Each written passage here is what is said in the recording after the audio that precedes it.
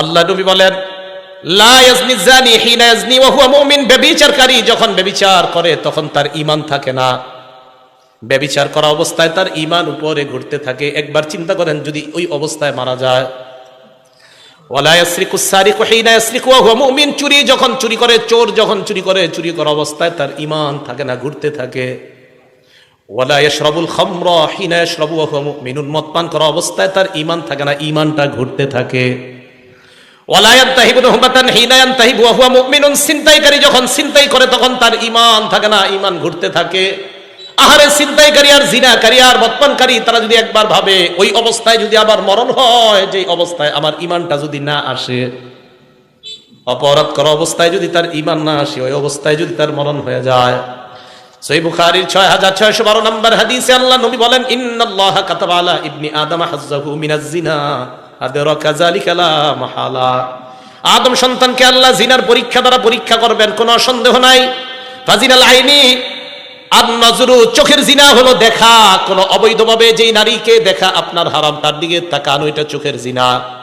বর্তমান জামানায় হয়ে গেছে কি কথা কয়, মুখ না ঢাকলেও নারীর পর্দা হয়ে যায়। তাহলে চোখের জিনার কোনটা? নারীর চেহারা যদি না ঢাকলে পর্দা হয়, তো চোখের জিনা কোনটা? হ্যাঁ। এরপর আপনি আপনার ছেলেকে বিয়ে করানোর জন্য একটা মেয়েকে দেখতে যান, মেয়ের বাড়িতে নাকি রাস্তায়? সবাই বলেন বাড়িতে না রাস্তায়?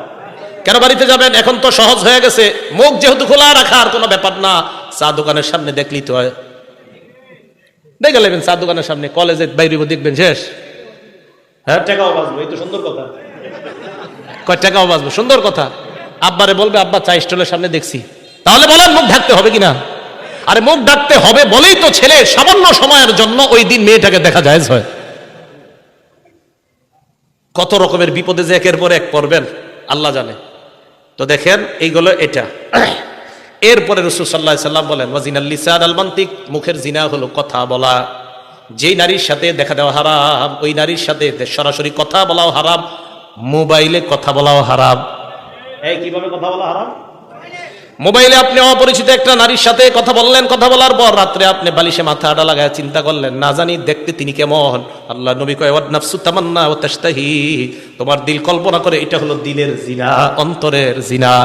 কি এই জিনা হয় কিনা? ঘরে ঘরে এই জিনা হয়। এবার বুখারীর হাদিস শুনেন, 5590 নম্বর হাদিস। ক্বালা রাসূলুল্লাহি সাল্লাল্লাহু আলাইহি ওয়াসাল্লাম, এই হাদিসের অনুবাদটা মন দিয়ে শুনেন। লাকুনান্না মিন উম্মতি আকওয়াম, আমার উম্মতের মধ্যে এমন অনেক সম্প্রদায় বের হবে, ইয়াস্তাহিল্লুনাল হিররা ওয়াল হারিরা, যারা জিনা করাকে হালাল মনে করবে, ওয়াল হারিরা, রেশমের পোশাক পরা হালাল মনে করবে, ওয়াল খামরা, মদ পান করা হালাল মনে করবে, ওয়াল মাআজিফা, মাআজিফের অনুবাদ করবনি, ঢোল তবলা গান বাদ্যকে হালাল মনে করবে। শুধু তাই নয়, বলবে আমি এমন কোন কিতাব বাকি নাই, সব পড়ছি, পড়ার পর কোথাও পাই নাই ঢোল তবলা হারাম। তাহলে বুখারীর এই হাদিসটা কই? কিতাবটা সব পড়ছেন, এটা পড়েন নাই, মানে এটা বোনা এই জায়গাটা রেখে গেছেন। হ্যাঁ, বুখারী শরীফের 5590 নম্বর হাদিস। তো বুখারী শরীফ 5590 নম্বর হাদিস বাদ না আছে? থাকলে এই জায়গাটা গান বাদ্য ঢোল তবলা হারাম, তো সম্ভবত হযরত এই জায়গাটা পড়ে নাই। হ্যাঁ, তো বলে যে সব পড়ছেন, তো এই জায়গাটা আপনি পড়েন নাই, কি করছে? আচ্ছা, যাই হোক। তাহলে যখন নাকি কেউ বলে যে গান বাদ্য হারাম, এটা হুজুররা কোথায় পাইছে, এই কথা বলার পরে নবীজির কথার উপর আমাদের ঈমান বেড়ে যায়, কারণ আমাদের নবীজি বলছে একটা সময় মানুষ গান বাদ্যকে হালাল মনে করবে। তাহলে এইগুলা কি ভবিষ্যতে হবে না চলতেছে? চলতেছে। আল্লাহ বুঝার তৌফিক দান করেন। একটা কিতাব আছে, নাম মাজমাউজ জাওয়ায়েদ, ইমাম হাইসামি রহমতুল্লাহ আলাইহির লেখা, 1 নম্বর খণ্ড 134 নম্বর পৃষ্ঠা। এই কিতাবে একটা হাদিস আসছে, এক ব্যক্তি নবীর কাছে আসছে, হাদিসটা মন দিয়ে শুনেন, মজার হাদিস। আসার পর আল্লাহ রাসূলকে বললেন, ইয়া রাসূলুল্লাহ ইজানলি ফিজ জিনা, হুজুর আমারে জিনা করার অনুমতি দেন। নাউজুবিল্লাহ। কি করার অনুমতি চাইছে? জিনা করার। এবার আশেপাশে সাহাবায়ে কেরাম তো আপনার কি ওই কি আর কথা খুঁজে পায় নাই নবীজিরে কওয়ার, জাজারুহু অকলু মাহ মাহ, সবাই বলছে আরে থাম থাম, আমরা এরকম বলি না, থাম থাম, এই কি কও নবীজির এগুলা, তুমি কোথায় কি কও? নবীজিরা এসে কইতাছে, হুজুর আমারে জিনা করার অনুমতি দেন। সাহাবারা থামাইছে, থামো। আল্লাহ নবী কত বড় দয়ার নবী, আল্লাহ রাসূল কয়, উদনুহু, তাকে আমার কাছে আসতে দাও, আসতে দাও। এই জন্যই তো যারা বাতিনি গুনাহের মধ্যে লিপ্ত আছেন, যারা অন্তরের গুনাহগুলো হেফাজত করতে পারেন না, তাদের একজন আল্লাহ ওয়ালার কাছে যাওয়া দরকার। আল্লাহ নবী বললেন উদনুহু, আমার কাছে তাকে আনো, ফাদানাহু করিবাম মিনহু, আল্লাহর রাসূলের কাছে তাকে নিয়ে যায়। আমার নবী দিলের কত বড় ডাক্তার দেখেন। আল্লাহ নবী বলেন, শোনো, তুমি আতুহিব্বুহু লিউম্মিকা, তুমি আমার কাছে জিনা করার অনুমতি চাইলা, তোমার মায়ের সাথে এই কর্মটা অন্য কেউ করো কিনা তুমি পছন্দ করো কিনা? ওই ব্যক্তি জবাব দেয়, লা জাআলানি আল্লাহু ফাদাকা ইয়া রাসূলুল্লাহ, আল্লাহর কসম, আমার মায়ের সাথে কেউ ব্যভিচার করবে এটা আমি কোশ্চিনকালেও পছন্দ করি না। আল্লাহ নবী বললেন, ফান্নাসু লা ইউহিব্বুনা লিউম্মাহাতিহিম, কোন মানুষ তার মায়েদের সাথে তুমি ব্যভিচার করবা, কেউ ব্যভিচার করবে, এটাও তারা তাদের মায়েদের জন্য পছন্দ করবে না। এরপর নবী বললেন, আতুহিব্বুহু লিইবনাতিক, তুমি কি তোমার মেয়ের সাথে অন্য কেউ অপকর্ম করুক, জিনা করুক পছন্দ করবা? জবাব দিলেন, লা ফাদাকা ইয়া রাসূলুল্লাহ, জাআলানি আল্লাহু ফাদাক, আল্লাহর কসম এটা আমি অপছন্দ করি। আল্লাহ নবী বললেন, ফান্নাসু লা ইউহিব্বুনাহু লিবানাতিহিম, মানুষ তাদের কন্যার সাথে কেউ অপকর্ম করবে এটা পছন্দ করে না। নবী বললেন, আতুহিব্বুহু লিউখতিকা, তোমার বোনের সাথে কেউ অপকর্ম করবে পছন্দ করো কিনা? ওই ব্যক্তি জবাব দিলেন, না। আল্লাহ নবী বললেন, ফান্নাসু লা ইউহিব্বুনাহু লিআখাওয়াতিহিম, কোন ভাই তার বোনের সাথে কেউ ব্যভিচার করবে এটা কোন ভাই চায় না। আতুহিব্বুহু লিআম্মাতিক, তুমি কি তোমার ফুফুর সাথে কেউ ব্যভিচার করে এটা পছন্দ করবা? জবাব দিলেন, না। আল্লাহ নবী বললেন, ফান্নাসু লা ইউহিব্বুনাহু লিআম্মাতিহিম, মানুষ তাদের ফুফুর সাথে কেউ অপকর্ম করবে এটা কখনোই পছন্দ করে না। এরপর নবী বললেন, আতুহিব্বুহু লিখালাতিক, তুমি কি তোমার খালার জন্য এটা পছন্দ করবা? ওই ব্যক্তি জবাব দিলেন, লা ইয়া রাসূলুল্লাহ, খালার জন্য এটা পছন্দ করব না। নবী বললেন, ফান্নাসু লা ইউহিব্বুনাহু লিখালাতিহিম, মানুষ তার খালার সাথে এটা করাটা পছন্দ করবে না। ওই ব্যক্তি নিচের দিকে তাকায় আছে। আল্লাহ নবী তার মাথায় হাত রেখে বললেন, আল্লাহুম্মা গফির যামবা, মাবুদ আপনি তার গুনাহগুলা মাফ করে দেন। এরপর বললেন, অতহির কলবা, আল্লাহ আপনি তার দিলটাকে পবিত্র বানায়া দেন। ওয়াহাসসিন ফারজা, তার লজ্জাস্থানটাকে আপনি হেফাজত করেন। সাহাবারা বলেন, ফালাম ইয়াকুন যালিকাল ফাতা লাম ইয়ালতাফিত ইলা শাইইন, ওই যুবকের অবস্থা এমন হয়েছে, এরপর ওই যুবক কোন নারীর দিকে তাকানো দূরের কথা, কোন জিনিসের দিকে এইভাবেও ফিরা তাকাইতো না। দিলের রোগ, এই রোগের জন্য একজন আল্লাহওয়ালার কাছে যাওয়া, একজন আল্লাহওয়ালার কাছে। দিলের রোগ, অন্তরের রোগ, এই রোগগুলার সুস্থতার জন্য কোন আল্লাহওয়ালার কাছে যাওয়া। আপনাদের কাপাসিয়ার জন্য তো নেয়ামত দেওনার আছে, দেওনার হজরত আছে, আর কে আছে হুজুর? এদিকে লতিফপুর মাদ্রাসা আছে পাশে, ওইদিকে আছে, আরো আছে আশেপাশে অনেক। এই আল্লাহওয়ালাদের মজলিসে যাবেন, যাইলে কি হয়, আপনি দেখবেন আপনি দিলের কিছু গুনাহ নিয়ে খুব পেরেশান, কাউরে বলতে পারতেছেন না। আল্লাহওয়ালাদের মজলিসে গেলে হবে কি জানেন, একটা উপকারিতা, আমি নিজেই পরীক্ষিত। আপনি যে পেরেশানি নিয়ে যাবেন, আপনি গিয়ে দেখবেন কি উনি ওই বয়ানগুলাই করতেছে, অর্থাৎ আপনার কারণেই তার মুখ দিয়ে আল্লাহ এগুলা বের করে দিতেছেন। আল্লাহ তো জানে আমার এক বান্দা এখানে গেছে এই সমস্যা নিয়ে, তো আল্লাহ যেই বক্তার মুখ দিয়ে ওইগুলাই বের করতেছেন যেই সমস্যা আপনার আছে। তখন আপনি দেখবেন কি, আরে আমি তো এই রোগের রুগী, তো এই রোগের দিয়ে এখানে ট্রিটমেন্ট হইতেছে। তো রাসূল আকরাম সাল্লাল্লাহু আলাইহি সাল্লাম জিনা থেকে বাঁচার জন্য একটা ওষুধ দিয়ে দিলেন এটা। তাহলে কিয়ামতের আলামতের মধ্যে জিনা বেড়ে যাওয়া, মদ পান করা, আপনার রেশমের পোশাককে হালাল মনে করা, ব্যভিচারকে হালাল মনে করা, এগুলা হবে কিয়ামতের আলামত। গান বাদ্যকে হালাল মনে করা। সহিহ বুখারীর 6496 নম্বর হাদিসের বর্ণনা। এই হাদিসের মধ্যে আসছে, ক্বালা রাসূলুল্লাহ সাল্লাল্লাহু আলাইহি ওয়াসাল্লাম, আল্লাহ নবী বলেন, ইদা দুকিয়াতিল আমানা ফান্তাজিরিস সাআ, আমানত যখন উঠিয়ে নেওয়া হবে, আমানত যখন উঠে যাবে, তখন তোমরা কিয়ামতের অপেক্ষা করবা। সাহাবা প্রশ্ন করলেন, কাইফা ইদাআতুহা ইয়া রাসূলুল্লাহ, আমানত উঠে যাওয়ার পদ্ধতিটা কেমন আমাদেরকে আপনি বলেন। আল্লাহ নবী বললেন, ইদা উসনিদাল আমরু ইলা গায়রি আহলিহি, অন্য বর্ণনায় ইদা উসনিদাল আমরু ইলা গায়রি আহলিহি ফান্তাজিরিস সাআ, কোন বিষয়ের দায়িত্ব যখন অযোগ্য ব্যক্তিকে দেওয়া হয় তখন কিয়ামতের অপেক্ষা করবা। কোন বিষয়ের দায়িত্ব অযোগ্য ব্যক্তিকে যদি দেওয়া হয় তখন কিয়ামতের অপেক্ষা করবা। এলেমের কাজ ডাক্তারের কাজ ডাক্তারের, ডাক্তারি কাজ ডাক্তারের, ডাক্তারি কাজ ডাক্তারের, ইমামতি, খতিবগিরি, বয়ান দেওয়া, কোরআন সহি শুদ্ধভাবে শিখানো, এটা ওই বিষয়ে যারা পারদর্শী তাদের কাজ। তো তাদের কাজগুলা তাদেরকে না দিয়া অন্য অযোগ্য ব্যক্তিকে যদি দেন, এটাই হবে কিয়ামতের আলামত যে আমানত উঠে যাওয়া। অথবা আলেমের দায়িত্ব যদি কোনো জাহেলকে দেন, তো বুঝতে হবে কিয়ামতের বেশি বাকি নেই। এটা মাথায় রাখবেন। এটাই বললেন রাসূল আকরাম সাল্লাল্লাহু আলাইহি সাল্লাম, ইদা দুইয়াতিল আমানা, আমানত যখন উঠিয়ে নেওয়া হবে, ফান্তাজিরিস সাআ, রাসূল সাল্লাল্লাহু আলাইহি সাল্লাম বললেন তখন কিয়ামতের অপেক্ষা করবা। একটু মন দিয়ে শুনেন, আস্তে আস্তে একটা গুরুত্বপূর্ণ হাদিসের দিকে যাইতেছি, যেটা মুফতি লুৎফুর রহমান ফরাইজি সাহেব সামান্য একটু টাচ দিয়েছিলেন আপনাদেরকে শুরুতে, হযরত অন্য আলোচনা করেছেন। তো যাই হোক,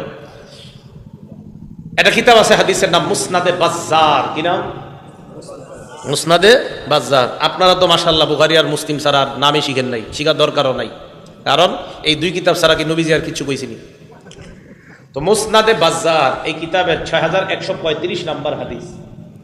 এই হাদিসের বর্ণনাকারী আব্দুল্লাহ ইবনে ওমর রাদিয়াল্লাহু তাআলা আনহুমা, তিনি বলেন, আন্না রাসূলুল্লাহ সাল্লাল্লাহু আলাইহি ওয়াসাল্লাম قال في حجة الوداع, বিদায় হজের দিন আল্লাহ নবী সাহাবাদেরকে বললেন, আইয়ু ইয়াউমিন হাযা, আজকে কোন দিন? সাহাবারা বলো, সাহাবারা জবাব দিলেন, ইয়াউমুন হারাম, আজকে সম্মানিত দিন। এরপর বললেন, আইয়ু বালাদিন হাযা, এটা কোন শহর? সাহাবারা বললেন, বালাদুল হারাম, এটা সম্মানিত শহর।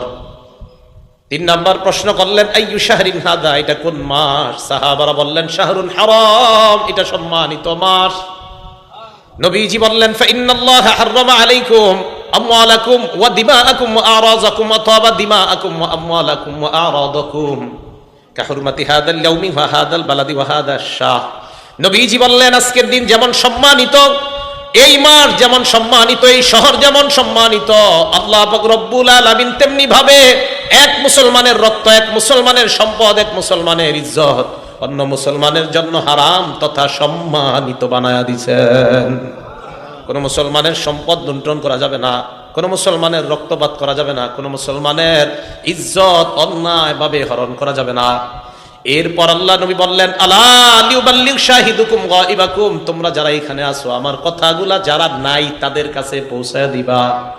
হাদিস শেষ হয় নাই, শেষে কি কয় দেখেন, শোনো তোমরা, লা নাবিয়্যা বাদি, আমার পরে কোনো নবী নাই, ওয়ালা উম্মাতা বাদাকুম, তোমাদের পরে কোনো উম্মত নাই।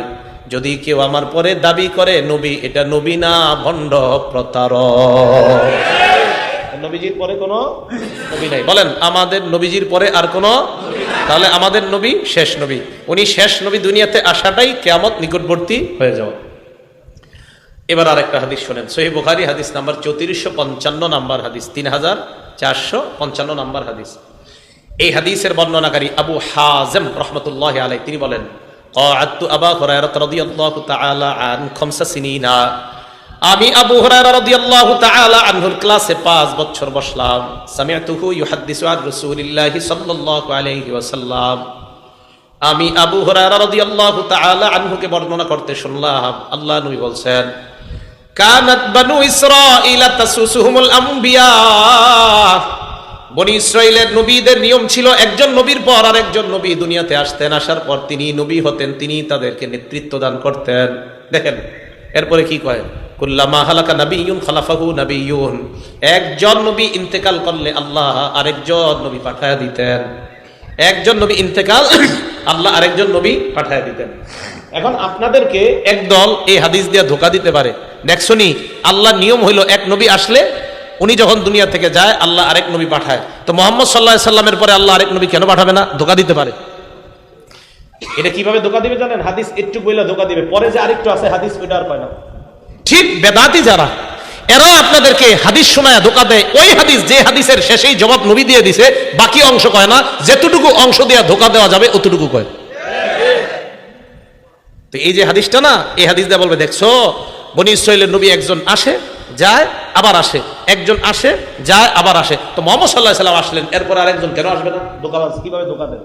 তো আপনি সাধারণ মুসলমান এমন করবেন, আচ্ছা তাই তো, এরকমই তো বিষয়টা, কিন্তু হাদিস যে আর একটু বাকি আছে ওই অংশটা আর কয় না। আল্লাহ নবী কয়, শোনো তোমরা, বনি ইসরাইলের একজন নবী যখন মারা যাইতেন আরেকজন নবী আল্লাহ পাঠাইছে, ভালো করে জানো, আর আমার পরে আর কোন নবী আসবে এমন চিন্তাও করবা না, লা নাবিয়্যা বাদি। এই হাদিসের শেষে নবী বলছে, শোনো আমার পরে কিন্তু কোন নবী নাই।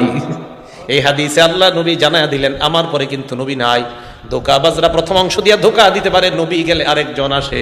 এই হাদিসে নবী কয় আমি গেলে আরেকজন আসবে এমন কিন্তু না, আমার পরে আর কোনো নবী নাই। এবার আল্লাহ নবী বলেন ওয়াসায়াকুনু খুলাফা ফায়াকসুরুনা, আমার পরে যারা হবে প্রচুর পরিমাণ খলিফা হবে, আমার পরে আর কোনো নবী হবে না। সাহাবারা বললেন ফামা তা'মুরুনা ইয়া রাসূলুল্লাহ, খলিফা আসলে আমরা কি করব আমাদেরকে আপনি জানায়া দেন। আল্লাহ নবী জবাব দিলেন খলিফা যখন আসবে ফু বিবাইআতিল আউয়াল ফাল আউয়াল, খলিফা আসলে একের পর এক তোমরা বায়াত গ্রহণ করবা, ওয়া আতুহুম হাক্কাহুম, তাদের হক আদায় করবা। ফাইন্নাল্লাহা সাইলুহুম আম্মা ইসতারআহুম, আল্লাহ পাক রব্বুল আলামিন প্রত্যেক প্রতিনিধিদেরকে তাদের দায়িত্ব সম্পর্কে প্রশ্ন করবেন। খলিফাদের আনুগত্য তোমরা করবা, বাকি প্রতিনিধি যারা হবে তাদেরকে তাদের অর্পিত দায়িত্বের ব্যাপারে আল্লাহর কাছে তারা ধরা খাবে, আল্লাহ তাদেরকে জিজ্ঞাসা করবেন। তাহলে বলেন তো আমাদের নবী শেষ নবী, আমাদের নবী ওনার পরে কি নবী আসবে না খলিফা? তাহলে আমাদের নবীর পরে নবী আসবে না, কি আসবে? এবার আর একটা হাদিস শুনেন, যে হাদিস দিয়া একটা সম্প্রদায় আছে, ওই সম্প্রদায় ফ্যানটা ক্লিয়ার করে দেন, একটা হাদিস দিয়া এক সম্প্রদায় আপনাদেরকে ধোঁকা দিবে। বিসমিল্লাহ। তিরমিজি শরীফের 3731 নম্বর হাদিস। এই হাদিস দিয়ে যারা ধোঁকা দিবে তারা হলো হযরত আলী রাদিয়াল্লাহু তাআলা আনহুর আবেগী ভক্ত। কি ভক্ত? মানে একদল মানুষ হযরত আলীর নবী মানে, হযরত আলীর কি মানে, মানে এত আবেগ দেখাইতে দেখাইতে হযরত আলীর নবী মানে না। এখন দেখেন ধোঁকাবাজিটা কিভাবে করে। তিরমিজি শরীফের 3731 নম্বর হাদিস। عن سعد بن أبي وقاص رضي الله تعالى عنه قال, سعد بن أبي وقاص رضي الله تعالى عنه বর্ণনা, তিনি বলেন أن رسول الله صلى الله عليه وسلم قال لعلي بن أبي طالب رضي الله تعالى عنه, আল্লাহ নবী হযরত আলীকে বললেন আলী আনতা মিন্নি বিমানজিলাতি মূসা বিমানজিলাতি হারুন মিন মূসা। হযরত আলীকে আল্লাহ নবী বললেন আলী মূসা নবীর নিকট হারুন নবীর যেমন অবস্থান আমার নিকট তেমন তোমার অবস্থান। সুবহানাল্লাহ। মূসা নবীর নিকট হারুন নবীর যেমন অবস্থান আমার নিকট তোমার তেমন অবস্থান। এবার আপনারা মাথা খাটায় করবেন, মূসা উনি আল্লাহর নবী কিনা, হারুন উনি আল্লাহর নবী কিনা, মুহাম্মদ সাল্লাল্লাহু আলাইহি ওয়াসাল্লাম আল্লাহর নবী কিনা, আলী তাহাদিস মিলল কই? নবীজি বললেন মূসা নবীর নিকট হারুন নবীর অবস্থান যেমন আমার কাছে তোমার অবস্থান তেমন। ওনারা দুইজন নবী, ওনারা দুইজন তো নবী না। ধোঁকাবাজরা আপনাকে বলবে মূসা নবীর নিকট হারুন নবীর যেমন অবস্থান মূসাও নবী হারুনও নবী। মুহাম্মদ সাল্লাল্লাহু আলাইহি ওয়াসাল্লামের নিকট আলীর যদি তেমন অবস্থান হয় তাহলে আলীও নবী হবে। চিল্লায়া বলেন নাউজুবিল্লাহ। কিন্তু হাদিস যে আর একটু বাকি আছে, ওই অংশটা বলেন আল্লাহ নবী বলে তবে শোনো আলী ওয়া ইন্নাহু লা নাবিয়্যা বাদি, আমার পরে কিন্তু নবী নাই। মূসা নবীর নিকট হারুন নবীর অবস্থান, উনিও নবী উনিও নবী। আমার নিকট তোমার অবস্থান, আমি নবী তুমি কিন্তু নবী না। তোমার আবেগী বক্তব্যরা, তোমার আবেগী ভক্ত যারা তারা যেন আজাইরা না লাফায়, আমার পরে কিন্তু কোনো নবী নাই। এটা আর কয় না, এই হাদিসে কিন্তু এটা আছে। তাহলে মূসা নবীর নিকট হারুন নবীর অবস্থান যেমন, আমাদের নবী বলে আমার কাছে তোমার অবস্থান তেমন। এটা কিভাবে? ওই যে মূসা নবী দায়িত্ব দিয়ে হারুন নবীর দায়িত্ব দিয়ে গেছে। আমাদের নবী হযরত আলীকে এক জায়গায় দায়িত্ব দিয়েছিলেন, দেওয়ার পর হযরত আলীকে বললেন আলী মূসা নবীর নিকট হারুন নবীর অবস্থান যেমন আমার নিকট তোমার অবস্থান তেমন। তাহলে বলেন তো এই অবস্থান কি নবুয়তের দিক দিয়ে না দায়িত্ব? দায়িত্ব। তো হযরত মূসা আলাইহিস সালাতু ওয়াস সালাম নবী, হারুন নবী উনিও নবী, আমাদের নবী নবী, হযরত আলী নবী না, উনি সাহাবা। তাই নবী হাদিসের শেষে স্পষ্ট করে দিলেন শোনো আলী আমার পরে কিন্তু নবী নাই। সুবহানাল্লাহ। এবার তিরমিজি শরীফের আরেকটা হাদিস শুনেন। এই হাদিসটা হলো 2219 নাম্বার হাদিস। এই হাদিসটা শুনলে প্রথম অংশ শুনবেন, শোনার পর এরপরে আমরা পুরোটা শুনবো। দেখেন এই হাদিসটা প্রথম অংশ শোনার পর আপনাদের মাঝে কিছু মুসলমান আছে যে মুসলমানদের মাঝে একটা খারাপ স্বভাব আছে, আশা করি এই স্বভাবটা আজকে থেকে আর থাকবে না। যদি আপনারা রাসূলের হাদিস মানতে চান, মানবেন তো ইনশাআল্লাহ? আচ্ছা। ক্বালা রাসূলুল্লাহি সাল্লাল্লাহু আলাইহি ওয়াসাল্লাম, আল্লাহ নবী বলেন লা তাকুমুস সাআ হাত্তা তালহাকা কাবাইলু মিন উম্মতি বিল মুশরিকিনা ওয়া হাত্তা ইয়াবুদুল আওসান। নবীজি বলেন কিয়ামত ততক্ষণ সংগঠিত হবে না যতক্ষণ আমার উম্মতের একদল মুশরিকদের সাথে মিলিত না হবে, আর যতক্ষণ তারা পূজায় লিপ্ত না হবে ততক্ষণ কিয়ামত সংগঠিত হবে না। নবী বুঝাইতে চায় আমার উম্মতের একদল মুশরিকদের সাথে, যারা আল্লাহর সাথে শিরিক করে তাদের সাথে মিলিত হয়ে তাদের ইবাদতের প্রার্থনার অনুষ্ঠানগুলোতে তারা যাইবে। এই জামানায় আমরা যদি দেখি আমাদের কোন মুসলমান যারা আল্লাহর সাথে শিরিক করে, অন্য কোন ধর্মের বিরুদ্ধে আমরা না, সমস্ত ধর্মকে শ্রদ্ধা করি, তবে মুসলমানদের ধর্মের আলাদা নিয়ম আছে না নাই? মুসলমানদের মধ্যে ইসলামী মূল্যবোধ বিশ্বাসী যদি কোনো মানুষ মুশরিকদের সাথে মিলিত হয়ে বলে আমি তাদের সাথে একাত্মতা প্রকাশ করলাম, আমরা ওই মানুষটাকে জানায় দিব তোমারে দেখে আমার নবীর কথার সত্যতার প্রতি আমাদের ঈমান আরো বেড়ে যায়। আর নবী বলছে তোমার মতো একদল লোক মুশরিকদের সাথে মিলা পূজার অনুষ্ঠানে যাইবা আর তাদের প্রার্থনার অনুষ্ঠানে যাইবা। প্রত্যেক ধর্মের অনুষ্ঠান আমরা শ্রদ্ধা করি, বাকি প্রত্যেক ধর্মের অনুষ্ঠান ওই ধর্মের মানুষের জন্য, অন্যদের জন্য না। এখন রাসূল সাল্লাল্লাহু আলাইহি সাল্লাম বললেন যে একদল মুসলমান এরকম মিলিত হবে যারা মুশরিক তাদের সাথে। হাদিস শেষ হয় নাই, এবার দেখেন। এবার আল্লাহ নবী বলেন আন্নাহু সায়াকুনু ফি উম্মতি সালাসুনা কাযাবুনা, আমার উম্মতের মধ্যে 30 জন মিথ্যাবাদীর আবির্ভাব ঘটবে। বলেন কয়জন? কুল্লুহুম ইয়াজউমু আন্নাহু নাবিয়্যুন, প্রত্যেকে ধারণা করবে সে নবী। নাউজুবিল্লাহ। আল্লাহ নবী কয় ওয়া আনা খাতামুন নাবিয়্যিন লা নাবিয়্যা বাদি, আমি শেষ নবী, আমার পরে আর কোন নবী নাই। এই হাদিস যদি বুঝে থাকেন 30 জন মিথ্যাবাদী যদি দাবিদার নবী বললেন হবে, পাকিস্তান বলেন, বাংলাদেশ বলেন, ভারত বলেন, সৌদি আরব বলেন, সারা দুনিয়ার মধ্যে যদি কেউ নতুন ভাবে বলে আমি নবুয়তের দাবিদার করলাম, আমরা তাকে জানায় দিব আমার নবীর ভাষা অনুযায়ী তুমি হলা 30 জন মিথ্যাবাদীর একজন। তুমি 30 জন মিথ্যাবাদীর একজন। কারণ নবীজি বলছে 30 জন মিথ্যাবাদীর আবির্ভাব ঘটবে যারা প্রত্যেকে দাবি করবে আমি নবী। আর রাসূল সাল্লাল্লাহু আলাইহি সাল্লাম বলেন আমি শেষ নবী, আমার পরে আর কোনো নবী নাই। কথাগুলো মনে থাকবে ভাই। তাহলে রাসূল সাল্লাল্লাহু আলাইহি সাল্লাম বলে দিলেন আমি শেষ নবী, আমার পরে নবী নাই। এবার একটু বুঝেন, ফরাজি সাহেব তো বই নিয়ে আসছিল, আচ্ছা যাক মাশাআল্লাহ। এই এরা আপনাদেরকে দাওয়াত দিবে কিভাবে? যারা নতুন নতুন নবুয়তের দাবিদাররা কিছু বই ট্রেনে লঞ্চে বই নিয়ে অনেক মেয়েরা অনেক ছেলেরা কিছু বই নিয়ে আপনারা আস্তে আস্তে এইভাবে চিপাই নিয়ে যাবে, বলবে একটু পড়ো, এটা পড়ো। আমি দেখছি নিজেই তো এরকম, আমি দেখছি নিজে কিভাবে। তো মনে করেন কোনো এক ট্রেনে উঠছি আমি, তখন ছাত্র মানুষ, উঠার পরে দেখি এরকম ঘটনা ঘটে, এরকম বই দিবে, বই দেওয়ার পরে আপনারে পড়াবে। তো পড়ানোর পরে এই সেই, আমি কিন্তু বলি নাই কোন দেশে, এটা বলছি না, আচ্ছা যেই দেশেই। তো পড়ানোর পর বলবে, বলতে বলতে এক পর্যায়ে বলবে কি বুঝলেন, আপনারা বলবে, তা আপনি বলবেন কি বুঝলাম, তাই বলতে বলতে বলবে তার মানে নবুয়তের দরজা এখনো খোলা আছে। নাউজুবিল্লাহ বলেন। এইগুলা পড়ানোর পর আপনারা বুঝাবে, আপনাকে যখন বুঝাবে আপনি সাথে সাথে বলবেন ভাই আপনার কথা শোনার পর আমার নবীর হাদিসের উপর আমার ঈমান বাইরে গেছে। কেন বাড়ছে? আমার নবী বলছে 30 জন মিথ্যাবাদীর আবির্ভাব ঘটবে। এর মানে এই বই আপনাদের যে গুরু, ওই গুরু হলো ওই ভণ্ড 30 জনের একজন। সোজা কথা। রাসূল সাল্লাল্লাহু আলাইহি সাল্লাম বলছে 30 জন মিথ্যাবাদী আসবে, এরা দাবি করবে নবী। আর আমি বুঝি না মানুষ কিভাবে এরপরেও বুঝে না যে আমাদের নবী যে শ্রেষ্ঠ নবী, উনি যে শ্রেষ্ঠ খতামুন নবীর, ওনার কথা একের পর এক মিলে যাচ্ছে, তো উনি তো সত্যবাদী হওয়া, এটা আকলেও কয়। এটা কেন বুঝে না মানুষ? এবার বুখারী শরীফের হাদিস শুনেন, হাদিস নাম্বার 3535, কত হয়? 3535। এই হাদিসে অধ্যায় কায়েম করছে ইমাম বুখারী রাহমাতুল্লাহ আলাইহি, বাবু খাতিমিন নবিয়িনা সাল্লাল্লাহু আলাইহি সাল্লাম। খাতিমিন, খতাম না, খাতিমিন। এই হাদিসের মধ্যে আসছে আবু হুরায়রা রাদিয়াল্লাহু তাআলা আনহুর বর্ণনা, ক্বালা রাসূলুল্লাহ সাল্লাল্লাহু আলাইহি ওয়াসাল্লাম, আল্লাহ নবী বলেন ইন্নামা সালি ওয়া মাসালাল আম্বিয়া মিন ক্বাবলি কামাসালি রাজুলিন বানা বাইতান, আমার পূর্ববর্তী নবীদের দৃষ্টান্ত হলো ওই ব্যক্তির মতো যেই ব্যক্তি একটা ঘর বানিয়েছে, ফাজমালা ওয়া আহসানা, ঘরটা বড় চমৎকার ভাবে সাজিয়েছে, বড় সুন্দর ভাবে ঘরটা সাজায়। দেখেন সাজানোর পর ইল্লা মাউদি আলাবিনা ফি জাওিয়া, একটা ইট পরিমাণ জায়গা খালি আছে। কি পরিমাণ জায়গা খালি? ইট পরিমাণ জায়গা খালি।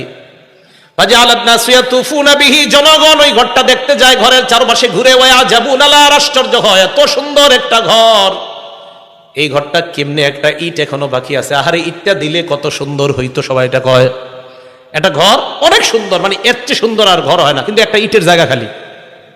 তো সবাই তফ করে আর কয় এত সুন্দর একটা ঘর, ইটের জায়গাটা কেন খালি? আল্লাহ নবী কয় ফাআল্লাহ বিনা, যেই খালি জায়গার ইটটা আমি হলাম সেই ইট, আমি হলাম সেই ইট। আল্লাহ আদম নবীর মাধ্যমে ঘরটা সাজানো শুরু করেছেন, ঈসা নবী পর্যন্ত ঘরটা আল্লাহ থামাইছেন, ইটের জায়গাটা আল্লাহ ফাঁকা রাখছেন, আমি নবীর মাধ্যমে ওই ফাঁকা পূরণ করে ঘরের সৌন্দর্যের সমাপ্তি আল্লাহ টেনে দিলেন। হাদিসের শেষে আল্লাহ নবী বলেন আনা খাতিমুন নবিয়্যিন, আমি শেষ নবী, আমার পরে আর কোন নবী নাই। খাতিম কেন বলছে জানেন?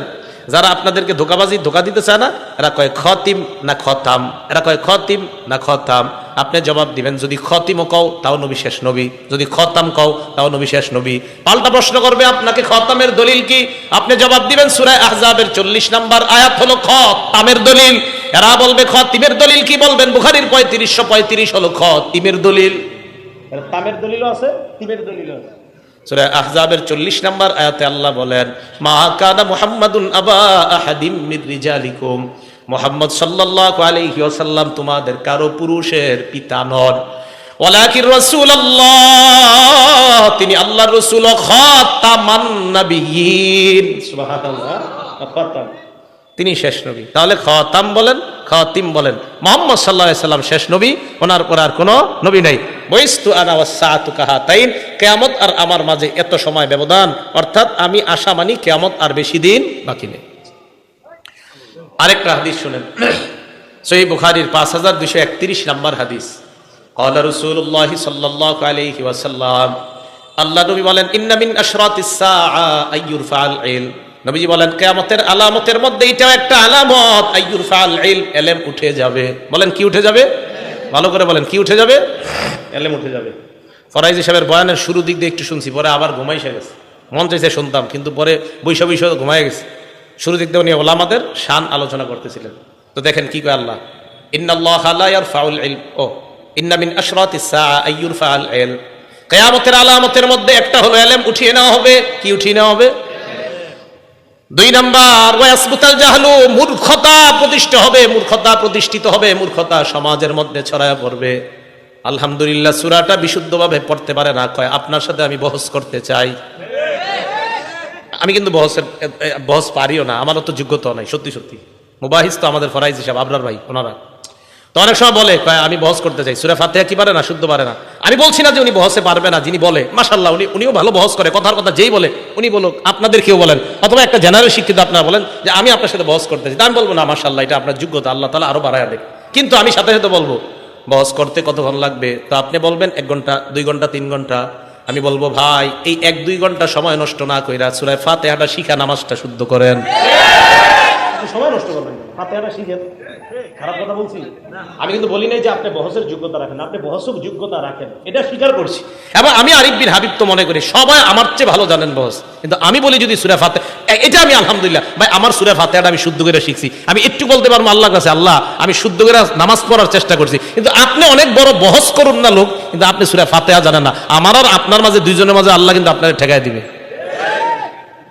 তা আমি বলি কি, আপনি মানে আপনাদের একজন যে কোনো একজন কয় কি ফরাইজ সাহেবের সাথে আমি বহস করুন, আরে ভাই বেচারা উনি আলেম, তা আপনি, আমি কিন্তু আপনারও বলছি না, আপনিও মাশাআল্লাহ মহা আলেম, ওনার চেয়ে বড় আলেম, কোনো সন্দেহ নেই। আপনি তো সূরা ফাতিহাটা শুদ্ধ করেন কেন? আগে নামাজটা তো শুদ্ধ করেন। তো আমি বলছি আপনি সময়গুলো নষ্ট না করে নামাজ শুদ্ধ করেন। মূর্খতা ছড়ায় পড়বে সমাজে, 1 নাম্বার ইলম উঠিয়ে নেওয়া হবে, মূর্খতা ছড়ায় পড়বে। ওয়াজহারুজ জিনা, 3 নাম্বার জিনা ব্যভিচার দুনিয়ার মধ্যে প্রতিষ্ঠিত হবে, জিনা বেড়ে যাবে, পরকিয়া বেড়ে যাবে। স্মার্টফোনের বদৌলতে বিবি আরেক পুরুষের সাথে, স্বামী আরেক নারীর সাথে অবৈধ জিনায়, মোবাইলের জিনায় লিপ্ত হবে। 4 নাম্বার ওয়ায়ুশরাবাল খামরু, মদ পান বেড়ে যাবে। 5 নাম্বার ওয়াকিল্লার রিজাল, পুরুষের সংখ্যা কমবে। ওয়া তাকসুরান নিসা, নারীদের সংখ্যা বাড়বে। হাত্তা ইয়াকুনা লি 50 ইমরাআতান আল কাইয়িমুল ওয়াহিদ, 50 জন ঘরে নারী, 1 জন হবে পুরুষ। অবস্থা ভালো না? 50 জন নারী ঘরে হবে 1 জন পুরুষ। তো হ্যাঁ কিয়ামত, এটা হলো কিয়ামতের আলামত। তো 1 নাম্বার ইলম উঠিয়ে নেওয়া হবে, এই হাদিস থেকে আমরা জানলাম। মন দিয়ে শুনি আমরা। এখন কথা হলো ইলম কিভাবে উঠাবে। হুজুর একটু এদিকে আসেন তো, একজন যে কোনো একজন আসলে হবে, আপনি আসেন, এই যে এদিক তাকান, এই যে এদিক তাকান, এই যে টান দিলাম, ছিনায় নিলাম, এইভাবে ইলম উঠায় নিবে না। সহিহ বুখারীর 100 নম্বর হাদিস। ক্বালা রাসূলুল্লাহ সাল্লাল্লাহু আলাইহি ওয়াসাল্লাম, আল্লাহ নবী বলেন, ইন্নাল্লাহা লা ইয়াকবিজুল ইলমা ইনতিজাআন ইয়ানতাজিউহু মিনাল ইবাদ, আল্লাহ বান্দাদের থেকে এইভাবে ছু মেরে ইলম উঠায় নেবেন না। এবার আপনাদের প্রশ্ন, হুজুর তাহলে ইলম আল্লাহ কিভাবে উঠায় নেবেন? আহারে মুসলমান, কিভাবে আপনাদেরকে বুঝাই? নবীজি বলেন, ওয়ালাকিন ইয়াকবিজুল ইলমা বিকবজিল উলামা, আলেমদেরকে উঠায় নেওয়ার মাধ্যমে ইলম আল্লাহ উঠায় নেবেন। হাফিজ হুজুর চলে যাওয়া মানে ইলমের একটা সাগর চলে যাওয়া, আল্লামা শাইখুল হাদিস চলে যাওয়া মানে ইলমের সাগর চলে যাওয়া, আল্লামা আমিনী রহমতুল্লাহ চলে যাওয়া মানে ইলমের বিশাল সমুদ্র চলে যাওয়া।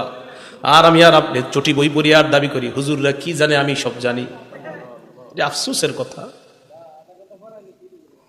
রসুল বললেন এলেম আল্লাহ উঠায় নেবে, আলেমদের উঠে না। আমার আপনার হতাশ হওয়া দরকার, আফসোস করা দরকার যে আলেমরা বিদায় নিচ্ছে। এটা আমাদের জন্য কপাল খারাপের লক্ষণ। আর আমি আপনি এখনো ঝগড়া নিয়ে আস, এখনো আমি আপনি একজন শাইখুল হাদিসের ভুল ধরে গিয়ে আজকে সকাল থেকে একটা নতুন বই পইরা বেচারা 20 বছর বুখারী পড়ায়, ওনার ভুল ধরতে যান আপনি। রসুল আকরাম সাল্লাল্লাহু আলাইহি সাল্লাম বললেন আলেম চলে যাবে তো এলেম উঠে যাবে। আজকে আমি আরিফ বিন হাবিব আরো আমরা হুজুররা আপনাদের সামনে জুমা পড়াই কথা বলি আর ভাবেন এই হুজুরের চেয়ে বড় হুজুর মনে আর দুনিয়াতে নেই, অথচ আমার নবী বলেন না, আলেম চলে যাওয়া মানে এলেম চলে যাওয়া। এই যা দেখতেছো এইগুলা ভাষা কিছু বিদ্যা দেখতেছো, আসল এলেম তো আল্লাহ একের পর এক উঠিয়ে নিচ্ছেন, উঠিয়ে নিচ্ছেন।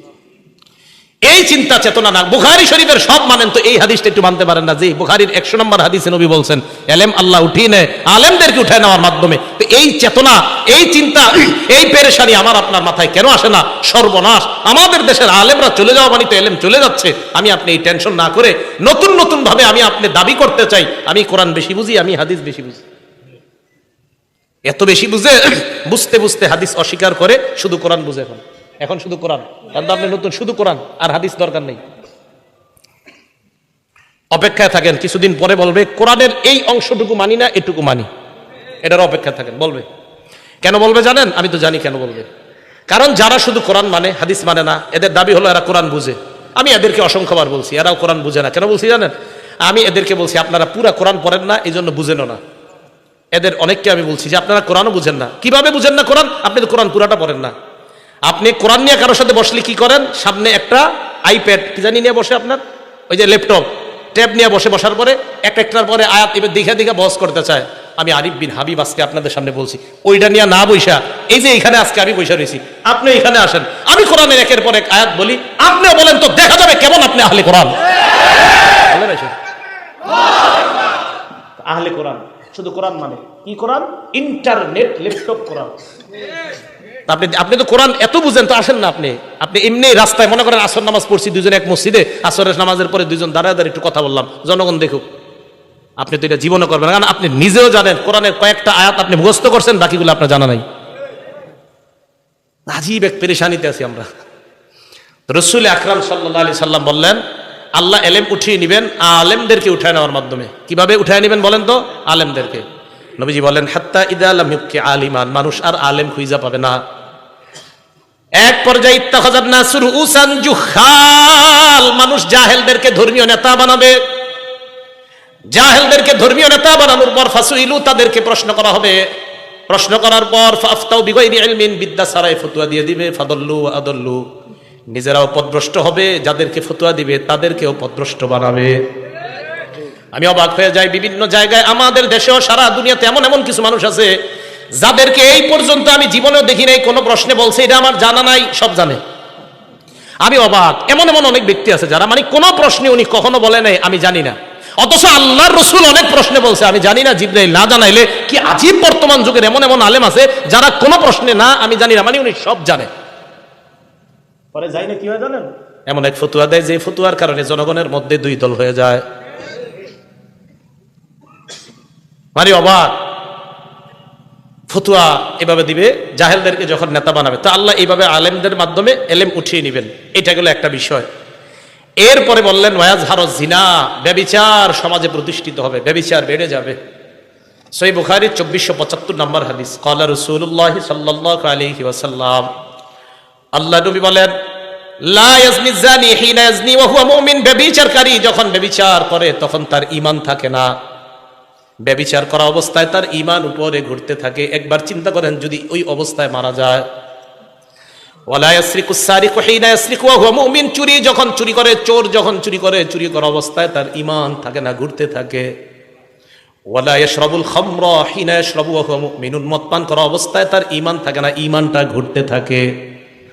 ওয়ালা ইয়ানতাহিবু নুহবাতান হিনা ইয়ানতাহিবু ওয়া হুয়া মুমিনুন, ছিনতাইকারী যখন ছিনতাই করে তখন তার ঈমান থাকে না, ঈমান ঘুরতে থাকে।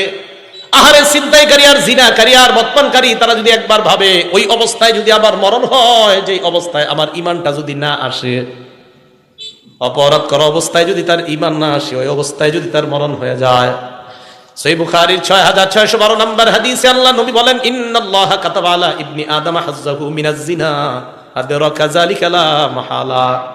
আদম সন্তানকে আল্লাহ জিনার পরীক্ষা দ্বারা পরীক্ষা করবেন, কোনো সন্দেহ নাই। ফাজিনাল আইনি আন-নজরু, চোখের জিনা হলো দেখা, কোনো অবৈধভাবে যেই নারীকে দেখা আপনার হারাম, তার দিকে তাকানো, এটা চোখের জিনা। বর্তমান জামানায় হয়ে গেছে কি কথা কয়, মুখ না ঢাকলেও নারীর পর্দা হয়ে যায়। তাহলে চোখের জিনার কোনটা?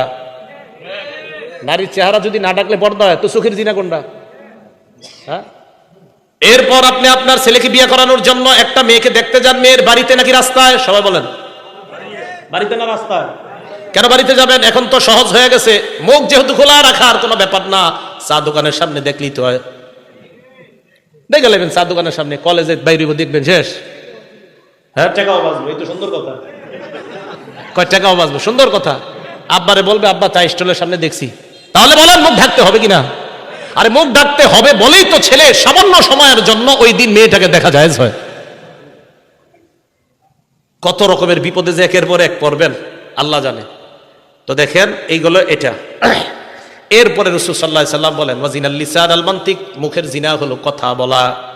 যেই নারীর সাথে দেখা দেওয়া হারাম, ওই নারীর সাথে সরাসরি কথা বলাও হারাম, মোবাইলে কথা বলাও হারাম। এই কিভাবে কথা বলা হারাম? মোবাইলে আপনি অপরিচিত একটা নারীর সাথে কথা বললেন, কথা বলার পর রাত্রে আপনি বালিশে মাথা আড়া লাগায় চিন্তা করলেন, না জানি দেখতে তিনি কেমন। আল্লাহ নবী কয়, ওয়ান নাফসু তামান্না ওয়া তাশতাহি, তোমার দিল কল্পনা করে, এটা হলো দিলের জিনা, অন্তরের জিনা। কি এই জিনা হয় কিনা? ঘরে ঘরে এই জিনা হয়। এবার বুখারীর হাদিস শুনেন, 5590 5590 নম্বর হাদিস। ক্বালা রাসূলুল্লাহ সাল্লাল্লাহু আলাইহি ওয়াসাল্লাম, এই হাদিসের অনুবাদটা মন দিয়ে শুনেন। লা ইয়াকুনান্না মিন উম্মতি আকওয়াম, আমার উম্মতের মধ্যে এমন এক সম্প্রদায় বের হবে, ইয়াস্তাহিল্লুনাল হিররা ওয়াল হারিরা, যারা জিনা করাকে হালাল মনে করবে, ওয়াল হারিরা, রেশমের পোশাক পরা হালাল মনে করবে, ওয়াল খামরা, মদ পান করা হালাল মনে করবে, ওয়াল মাআজিফা, মাআজিফের অনুবাদ করবনি, ঢোল তবলা গান বাদ্যকে হালাল মনে করবে। শুধু তাই নয়, বলবে আমি এমন কোন কিতাব বাকি নাই, সব পড়ছি, পড়ার পর কোথাও পাই নাই ঢোল তবলা হারাম। তাহলে বুখারীর এই হাদিসটা কই? কিতাবটা সব পড়ছেন, এটা পড়েন নাই? মানে এটা বোনা এই জায়গাটা রেখে গেছেন। হ্যাঁ, বুখারী শরীফের 5590 নম্বর হাদিস। তো বুখারী শরীফ 5590 নম্বর হাদিস বাদ না আছে? থাকলে এই জায়গাটা গান বাদ্য ঢোল তবলা হারাম, তো সম্ভবত হযরত এই জায়গাটা পড়ে নাই। হ্যাঁ, তো বলে যে সব পড়ছেন, তো এই জায়গাটা আপনি পড়েন নাই, কি করছে? আচ্ছা, যাই হোক। তাহলে যখন নাকি কেউ বলে যে গান বাদ্য হারাম, এটা হুজুররা কোথায় পাইছে, এই কথা বলার পরে নবীজির কথার উপর আমাদের ঈমান বেড়ে যায়, কারণ আমাদের নবীজি বলছে একটা সময় মানুষ গান বাদ্যকে হালাল মনে করবে। তাহলে এইগুলা কি ভবিষ্যতে হবে না চলতেছে? চলতেছে। আল্লাহ বুঝার তৌফিক দান করেন। একটা কিতাব আছে, নাম মাজমাউজ জাওয়ায়েদ, ইমাম হাইসামি রহমতুল্লাহ আলাইহির লেখা, 1 নম্বর খণ্ড 134 নম্বর পৃষ্ঠা। এই কিতাবে একটা হাদিস আসছে, এক ব্যক্তি নবীর কাছে আসছে, হাদিসটা মন দিয়ে শুনে, এটা মজার হাদিস। আসার পর আল্লাহ রাসূলকে বললেন, ইয়া রাসূলুল্লাহ ইযনলি ফিজ জিনা, হুজুর আমারে জিনা করার অনুমতি দেন। নাউজুবিল্লাহ। কি করার অনুমতি চাইছে? জিনা করার। এবার আশেপাশে সাহাবায়ে কেরাম তো আপনার কি রে, ওই কি আর কথা খুঁজে পায় নাই নবীজিরে কওয়ার, জাজারুহু অকলু মাহ মাহ, সবাই বলতে আরে থাম থাম, আমরা এরকম বলি না, থাম থাম, এই কি কও নবীজির এগুলা, তুমি কোথায় কি কও? নবীজির আয়েশা কইতাছে, হুজুর আমারে জিনা করার অনুমতি দেন। সাহাবারা থামাইছে, থামো। আল্লাহ নবী কত বড় দয়ার নবী, আল্লাহ রাসূল কয়, উদনুহু, তাকে আমার কাছে আসতে দাও, আসতে দাও। এই জন্যই তো যারা বাতিনি গুনাহের মধ্যে লিপ্ত আছেন, যারা অন্তরের গুনাহগুলো হেফাজত করতে পারেন না, তাদের একজন আল্লাহ ওয়ালার কাছে যাওয়া দরকার। আল্লাহ নবী বললেন, উদনুহু, আমার কাছে তাকে আনো, ফাদানাহু করিবাম মিনহু, আল্লাহ রাসূলের কাছে তাকে নিয়ে যায়। আমার নবী দিলের কত বড় ডাক্তার দেখেন। আল্লাহ নবী বলেন, শোনো, তুমি আতুহিব্বুহু লি উম্মিকা, তুমি আমার কাছে জিনা করার অনুমতি চাইলা, তোমার মায়ের সাথে এই কর্মটা অন্য কেউ করো কিনা তুমি পছন্দ করো কিনা? ওই ব্যক্তি জবাব দেয়, লা জাআলানি আল্লাহু ফাদাকা ইয়া রাসূলুল্লাহ, আল্লাহর কসম আমার মায়ের সাথে কেউ ব্যভিচার করবে এটা আমি কোশ্চিনকালেও পছন্দ করি না। আল্লাহ নবী বললেন, ফান্নাসু লা ইউহিব্বুনা লি উম্মাহাতিহিম, কোন মানুষ তার মায়েদের সাথে তুমি ব্যভিচার করবা, কেউ ব্যভিচার করবে, এটাও তারা তাদের মায়েদের জন্য পছন্দ করবে না। এরপর নবী বললেন আতুহিব্বুহু লিইবনাতিক, তুমি কি তোমার মেয়ের সাথে অন্য কেউ অপকর্ম করুক, জিনা করুক পছন্দ করবা? জবাব দিলেন লা ফাদাকা ইয়া রাসূলুল্লাহ, জাআলানি আল্লাহু ফাদাক, আল্লাহর কসম এটা আমি অপছন্দ করি। আল্লাহ নবী বললেন ফান্নাসু লা ইউহিব্বুনাহু লিবানাতিহিম, মানুষ তাদের কন্যার সাথে কেউ অপকর্ম করবে এটা পছন্দ করে না। নবী বললেন আতুহিব্বুহু লিউখতিকা, তোমার বোনের সাথে কেউ অপকর্ম করবে পছন্দ করো কিনা? ওই ব্যক্তি জবাব দিলেন না। আল্লাহ নবী বললেন ফান্নাসু লা ইউহিব্বুনাহু লিআখাওয়াতিহিম, কোন ভাই তার বোনের সাথে কেউ ব্যভিচার করবে এটা কোন ভাই চায় না। আতুহিব্বুহু লিআম্মাতিক, তুমি কি তোমার ফুফুর সাথে কেউ ব্যভিচার করে এটা পছন্দ করবা? জবাব দিলেন না। আল্লাহ নবী বললেন ফান্নাসু লা ইউহিব্বুনাহু লিআম্মাতিহিম, মানুষ তাদের ফুফুর সাথে কেউ অপকর্ম করবে এটা কখনোই পছন্দ করে না। এরপর নবী বললেন আতুহিব্বুহু লিখালাতিক, তুমি কি তোমার খালার জন্য এটা পছন্দ করবা? ওই ব্যক্তি জবাব দিলেন লা ইয়া রাসূলুল্লাহ, খালার জন্য এটা পছন্দ করব না। নবী বললেন ফান্নাসু লা ইউহিব্বুনাহু লিখালাতিহিম, মানুষ তার খালার সাথে এটা করাটা পছন্দ করবে না। ওই ব্যক্তি নিচের দিকে তাকায় আছে। আল্লাহ নবী তার মাথায় হাত রেখে বললেন আল্লাহুম্মা গফির যামবা, মাবুদ আপনি তার গুনাহগুলা মাফ করে দেন। এরপর বললেন অতহির কলবা, আল্লাহ আপনি তার দিলটাকে পবিত্র বানায়া দেন। ওয়াহাসসিন ফারজা, তার লজ্জাস্থানটাকে আপনি হেফাজত করেন। সাহাবারা বলেন ফালাম ইয়াকুন যালিকাল ফাতা লাম ইয়ালতাফিত ইলা শাইইন, ওই যুবকের অবস্থা এমন হয়েছে এরপর ওই যুবক কোন নারীর দিকে তাকানো দূরের কথা, কোন জিনিসের দিকে এইভাবেও ফিরা তাকাইতো না।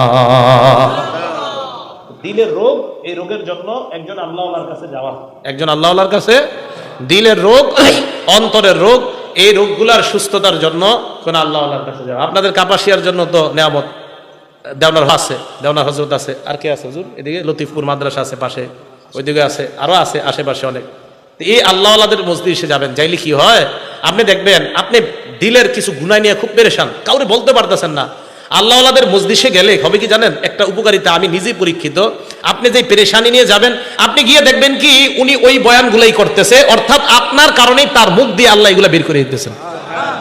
আল্লাহ তো জানে আমার এক বান্দা এখানে গেছে এই সমস্যা নিয়ে, তো আল্লাহ যেই বক্তার মুখ দিয়ে ওইগুলাই বের করতেছেন যেই সমস্যা আপনার আছে। তখন আপনি দেখবেন কি আরে আমি তো এই রোগের রুগী, তো এই রোগের দিয়ে এখানে ট্রিটমেন্ট হইতেছে। তো রাসূল আকরাম সাল্লাল্লাহু আলাইহি সাল্লাম জিনা থেকে বাঁচার জন্য একটা ওষুধ দিয়ে দিলেন এটা। তাহলে কিয়ামতের আলামতের মধ্যে জিনা বেড়ে যাওয়া, মদ পান করা, আপনার রেশমের পোশাককে হালাল মনে করা, ব্যভিচারকে হালাল মনে করা, এগুলা হবে কিয়ামতের আলামত। গান বাদ্যকে হালাল মনে করা। সহিহ বুখারীর 6496 নাম্বার হাদিসের বর্ণনা। এই হাদিসের মধ্যে আসছে ক্বালা রাসূলুল্লাহ সাল্লাল্লাহু আলাইহি ওয়াসাল্লাম, আল্লাহ নবী বলেন ইদা দুকিয়াতিল আমানা ফান্তাজিরিস সাআ, আমানত যখন উঠিয়ে নেওয়া হবে, আমানত যখন উঠে যাবে তখন তোমরা কিয়ামতের অপেক্ষা করবা।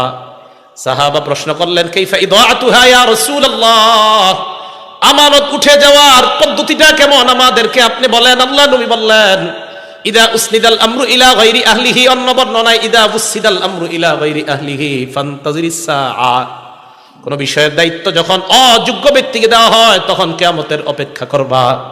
কোন বিষয়ের দায়িত্ব অযোগ্য ব্যক্তিকে যদি দেওয়া হয় তখন কিয়ামতের অপেক্ষা করবা। এলেমের কাজ ডাক্তারের কাজ ডাক্তারের, ডাক্তারি কাজ ডাক্তারের, ডাক্তারি কাজ ডাক্তারের, ইমামতি, খতিবগিরি, বয়ান দেওয়া, কোরআন সহি শুদ্ধভাবে শিখানো, এটা ওই বিষয়ে যারা পারদর্শী তাদের কাজ। তো তাদের কাজগুলো তাদেরকে না দিয়া অন্য অযোগ্য ব্যক্তিকে যদি দেন, এটাই হবে কিয়ামতের আলামত যে আমানত উঠে যাওয়া। অথবা আলেমের দায়িত্ব যদি কোনো জাহেলকে দেন তো বুঝতে হবে কিয়ামত আর বেশি বাকি নেই। এটা মাথায় রাখবেন। এটাই বললেন রাসূল আকরাম সাল্লাল্লাহু আলাইহি সাল্লাম ইদা দুকিয়াতিল আমানা, আমানত যখন উঠিয়ে নেওয়া হবে ফান্তাজিরিস সাআ, রাসূল সাল্লাল্লাহু আলাইহি সাল্লাম বললেন তখন কিয়ামতের অপেক্ষা করবা। এই গেল কিয়ামতের এই আলামতগুলা রাসূল আকরাম সাল্লাল্লাহু আলাইহি সাল্লাম বলে দিলেন। কিয়ামতের 10টা বড় বড় আলামত ঘটবে, যে আলামতগুলা ঘটলেই কিয়ামত আর বেশি বাকি নেই, হয়ে যাবে। মুসলিম শরীফের 2901 নম্বর হাদিসের বর্ণনা। সাহাবারা বলেন নাতাযাকারুল মাসিহাদ দাজ্জাল, আমরা দাজ্জাল সম্পর্কে আলোচনা করতেছিলাম। আমাদের সামনে আল্লাহ নবী আসলেন, আসার পর বললেন মা তাযাকারুনা, তোমরা কি আলোচনা করো? আমরা বললাম নাজকুরুল মাসিহাদ দাজ্জাল, হুজুর দাজ্জাল সম্পর্কে আমরা আলোচনা করি। আল্লাহ নবী বললেন শোনো তোমরা, লান তাকুমাস সাআ হাত্তা তারাউনা ক্বাবলাহা 10 আয়াত, 10টা আলামত দেখার আগে কিয়ামত হবে না। কয়টা আলামত? এক নাম্বার দুখন, একটা ধোঁয়া বের হবে, এটার আগে কিয়ামত হবে না। দুই নাম্বার দাজ্জাল, দাজ্জাল নামে ভয়ঙ্কর একটা জিনিস দুনিয়াতে আসবে, এটার আগে কিয়ামত হবে না। তিন নাম্বার দাব্বা, সাফা মারওয়ার মাঝখান থেকে একটা প্রাণী বের হবে, ওই প্রাণীটা কথা বলবে মানুষের সাথে। আপনারা বলবে আব্দুর রহমান ভাই কেমন আছেন, পিছনে তাকায় দেখবেন মানুষ না একটা প্রাণী কথা কয়। চার নাম্বার অতুলু আশ-শামসি মিন মাগরিবিহা, সূর্য পশ্চিম দিক থেকে উঠবে। পাঁচ নাম্বার নুজুল ঈসা ইবনে মারইয়াম, ঈসা নবীর আগমন। ছয় নাম্বার ইয়াজুজ ওয়া মাজুজ, ইয়াজুজ মাজুজের আগমন। সাত নাম্বার খসফুন বিল মাশরিকি, পূর্ব দিকে একটা বড় ভূমিকম্প হবে। সাত নাম্বার, আট নাম্বার খসফুন বিল মাগরিব, পশ্চিমে একটা ভূমিকম্প হবে। নয় নাম্বার খসফুন বি জাজিরাতুল আরব, জাজিরাতুল আরব হলো বর্তমান সৌদি আরব আশেপাশের রাষ্ট্রগুলা, এই জায়গায় একটা ভয়ঙ্কর ভূমিকম্প হবে। 10 নাম্বার ওয়া আখিরু যালিকা নারুন তাহশুরুন নাস মিনাল মাশরিকি ইলাল মাহশার বা মিনাল ইয়ামানি ইলাল মাহশার তাতরুদুন নাস ইলাল মাহশার, সর্বশেষ একটা আগুন বের হবে, এই আগুনটা মানুষকে হাসরের ময়দানে উপস্থিত করবে। আল্লাহ নবী বলেন এই 10টা বড় আলামতের আগে কিয়ামত সংঘটিত হবে না। তাহলে এই আলামতগুলোর মধ্যে ভয়ঙ্কর সবচেয়ে যে আলামতটা হবে, এটার নাম হলো দাজ্জাল। বলেন তো এটার নাম কি? দাজ্জাল।